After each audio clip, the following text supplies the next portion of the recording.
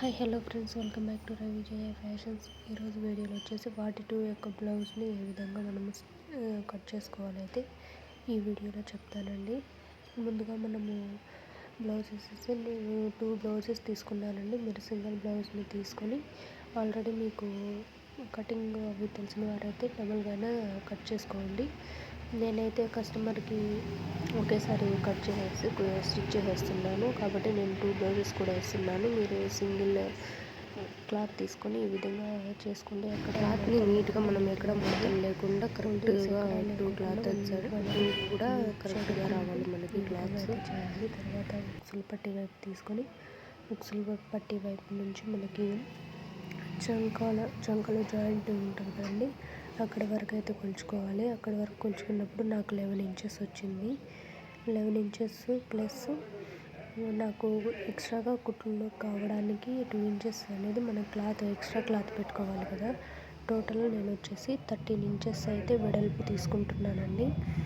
ఈ విధంగా 13 ఇంచెస్ వెడల్పు తీసుకున్న తర్వాత మనకి 3 వైపులా కూడా క్లాత్ సమానంగా ఉందా లేదని చూసుకోండి. చూసుకున్న తర్వాత మళ్ళీ దాన్ని వచ్చేసి మనకి 13 ఇంచెస్ ఉన్న తర్వాత ఎక్స్ట్రా ఉన్న క్లాత్ మొత్తం కూడా మనము కట్ చేసేసుకోవాలి. అలా కట్ చేసుకున్న తర్వాత మనకి క్లాత్ ఉంటుంది కదండి, మనకి పొడవుగా క్లాత్ ఉన్నది కదా, దాన్ని హాఫ్ మడిచేస్తే మనకి 4 లేయర్స్ వస్తుంది. ఓపెన్స్ అనేటివి మనకి ఆపోజిట్ ఉండాలి. ఫోల్డింగ్స్ 2 కూడా మన వైపు అనేది ఉండాలండి.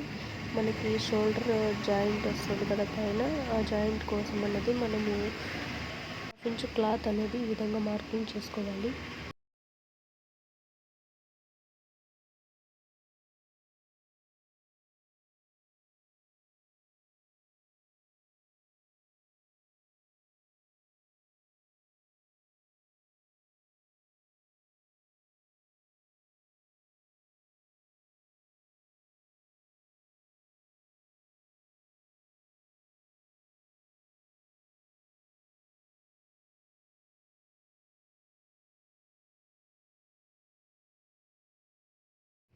చూసారు కదండి, ఈ వీడియోలో చూస్తున్నట్టు మనకి టేప్తోని మీరు ఆ విధంగా అనేది కొలతలు చూసుకొని మార్కింగ్ చేసుకోండి.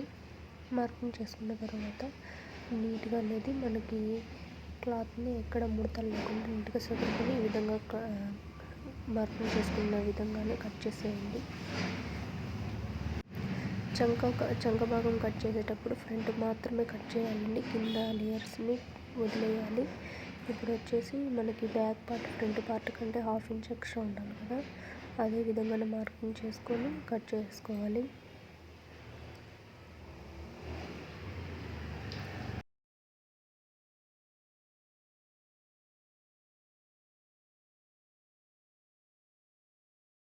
ఇక్కడ మనకి టక్స్ పట్టుకోవడానికి 3 ఇంచెస్ వెడల్పున మనం టక్స్ పట్టుకోవడానికి మార్కింగ్ చేసుకున్నాము.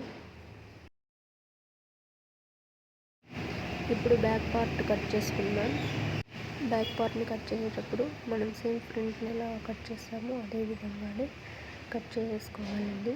మనం మార్కింగ్ చేసుకున్న దగ్గర నుంచి వీడియోలు చూపిస్తాను కదా, ఆ విధంగా అనేది మనము సెట్ చేసుకొని రౌండ్గా షేప్ అనేది ఇచ్చుకుంటూ మనము ఎక్కడ ముడతలు లేకుండా క్లాత్ని నీట్గా అనేది చూసుకొని మనం మార్కింగ్ చేసుకోవాలి.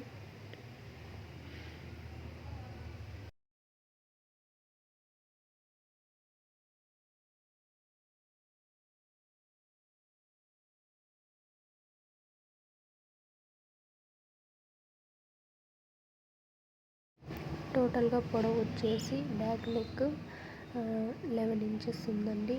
కింద రౌండ్ షేప్ వచ్చేసి 3.5 తీసుకున్నాను. పైన వచ్చేసి 2.5 అయితే తీసుకున్నానండి. ఇప్పుడు వచ్చేసి హ్యాండ్స్ కట్ చేసుకున్నాను. ఎలా కట్ చేసుకోవాలో చూపిస్తాను. హ్యాండ్స్ మనకి 2 లేయర్స్ వేసుకున్నాం కదండి, క్లాత్ అనేది పొడవుగా వస్తుంది. అది ఆల్రెడీ మనకి పొడవుగా ఉంటుంది కదా, దాన్ని 4 లేయర్స్గా మార్కింగ్ చేసుకొని ఈ విధంగా అయితే